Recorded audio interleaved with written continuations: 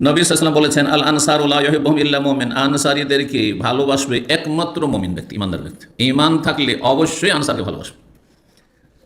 আর ওয়ালা ইউবগিদুহুম ইল্লা মুনাফিক, আর তাদের সাথে শত্রুতা করবে, বিদ্বেষ রাখবে একমাত্র যারা মুনাফিক। মুনাফিক অন্তরে কপটতা আছে। আল্লাহর ভালোবাসায়, আল্লাহর প্রতি ঈমানে সে মৃত্যু, রসুলের ভালোবাসায় সে মৃত্যু। না তো রসুলকে ভালোবাসলে রসুলের প্রিয়জনদের কেন ভালোবাসবে না? ফামান আহাব্বাহুম আহাব্বাহুল্লাহ, সুতরাং আনসারীদেরকে যারা ভালোবাসবে আল্লাহ যেন তাদেরকে ভালোবাসেন।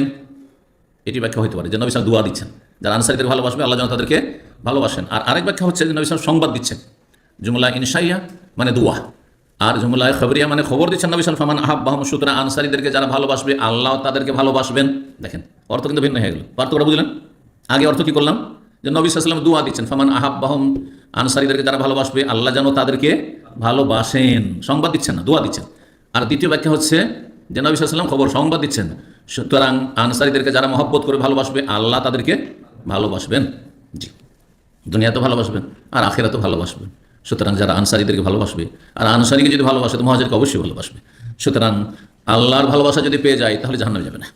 আল্লাহ যাকে ভালোবাসেন, যাদেরকে ভালো, তাদেরকে জাহান্নামে দেবেন না, কবর আযাব হবে না। জি, কিন্তু আল্লাহর ভালোবাসা হাসিলের তরিকা জানতে হবে।